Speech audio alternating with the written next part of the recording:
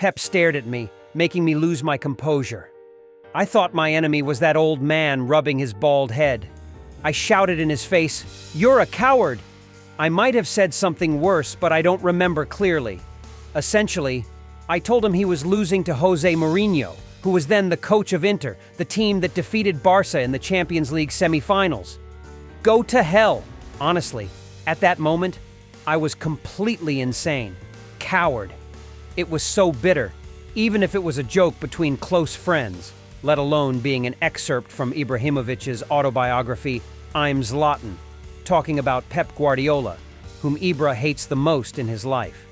Of course, every story has its deep-seated reasons. To understand the origins of this story, we might need to go back to the summer of 2009-2010. In May 2009, superstar Cristiano Ronaldo had almost agreed to join Real Madrid for $80 million, equivalent to $94 million at that time, a record club fee in the 2000s. In June that year, Kaká officially joined Real Madrid for $65 million. Barcelona constantly mocked Real Madrid for having nothing but money. Even the financial director Martin asserted that Barcelona will never spend $65 million on a player. With that money, we could buy an entire team. However, in response to Martin's optimism, Real Madrid made another signing 2 days after Kaká's arrival. At this point, things changed. No more laughs or early-stage optimism. Juan Laporta instructed Barcelona to do something before being overwhelmed by Real Madrid in the coming years. Samuel Eto'o, who scored 36 goals the previous season but wasn't trusted by the current coach Pep Guardiola, was traded. Pep didn't like Eto'o. He wanted to get rid of him, but subtly, and what better way than to trade him? Thus, the story of Ibrahimovic for Eto'o plus $40 million unfolded, a swift swap deal between Inter Milan and Barcelona. Eto'o's market value was around $24 million, so one could say Ibra was valued at $64 million, which is slightly lower than the $65 million Martin mentioned. It was a crazy transfer season, and Ibrahimovic's arrival at Barcelona was more than a big deal. Legendary coach Arrigo Sacchi was among the few who criticized the deal, saying Pep shouldn't have signed the former Ajax and Juventus striker. Ibrahimovic is a great player, but he's too individualistic in a team game. I advised Pep against signing him.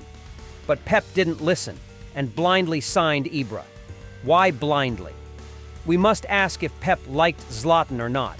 The club, and possibly Pep too, wanted a striker to replace Eto'o because they didn't get along.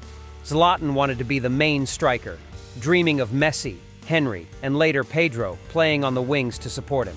However, Pep moved Messi to a false nine position in the 2009-2010 season, making Zlatan feel out of place. Pep knew Ibra was good but not obedient, often putting him in his place during training, albeit indirectly to avoid direct confrontation. Alongside Ibra, Barcelona also signed Dmytro Chigrinsky, who, like Ibra, struggled to adapt to this new football thinking. Pep instructed Barca's defenders to move in certain ways and Xavi to drop back into specific positions. Defenders had to play short passes to midfielders, with no room for exceptions.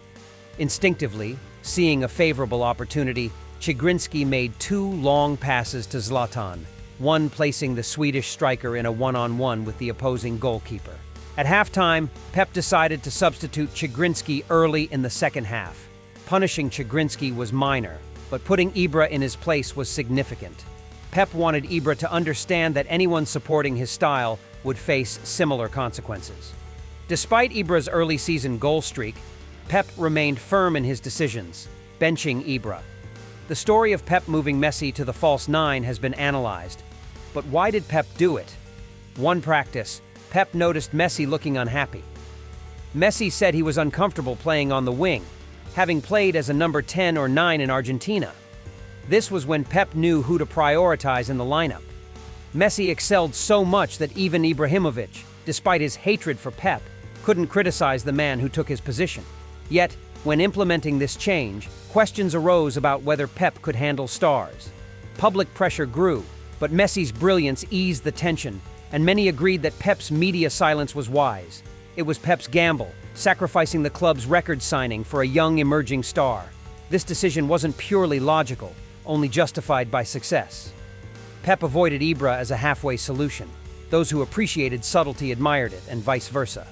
Here's an excerpt from Ibra's autobiography about this period.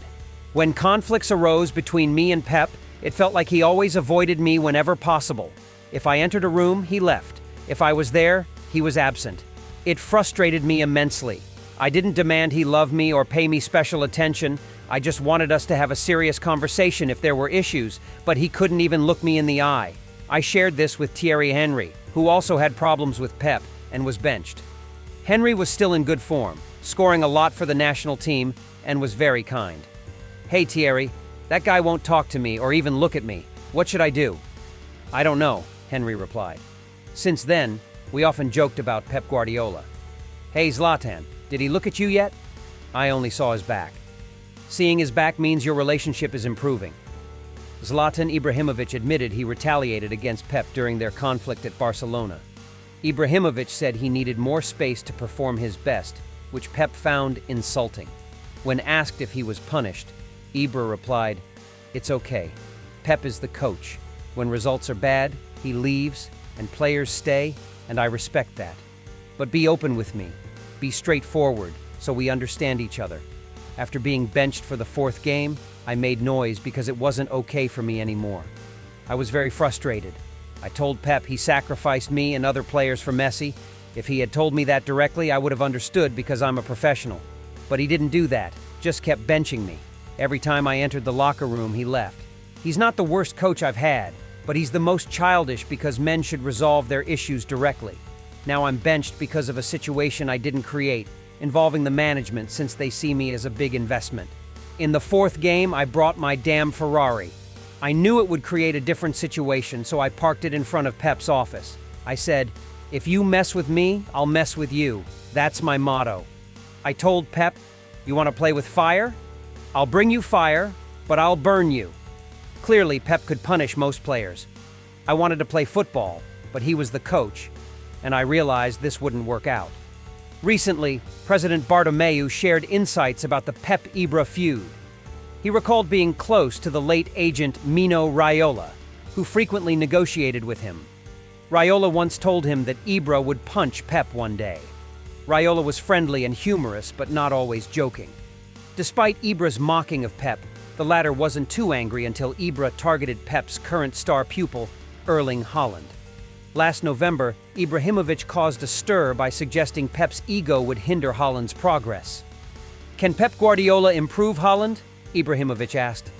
"It depends on Guardiola's ego. Will he allow himself to be more important than Haaland? Guardiola didn't let me or others do that."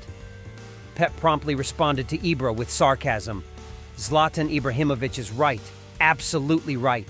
At this club, in this team, my ego is above everyone else, all players. I don't like it when Haaland scores 3 goals and gets all the highlights. I'm so jealous." I told Erling, "Please don't score anymore, or the newspapers will only talk about you, not me." Ibra understands me perfectly. Maybe he can write another book. When people suggested Pep was being sarcastic, he countered, "No, I'm sincere in what I'm saying. That's my ego." Time flies, and maybe this story between these two individuals will have an ending. In an interview with Piers Morgan, Ibrahimovic acknowledged Pep as a great coach who changed how people view football. "I think Pep is a great coach.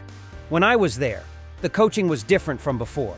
He's on another level, and that's why he's successful because in his 15-year career, he's never finished third, always first or second."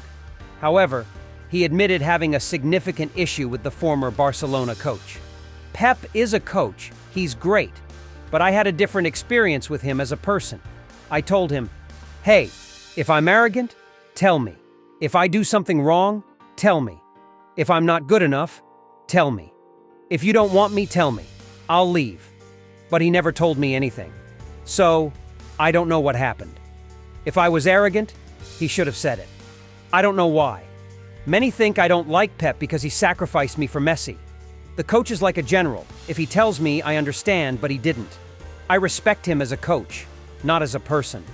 The sentiment that lingered for both Pep and Ibra was frustration over unspoken words and unresolved issues. Ibra's fiery demeanor and Pep's methodical, often distant approach clashed spectacularly.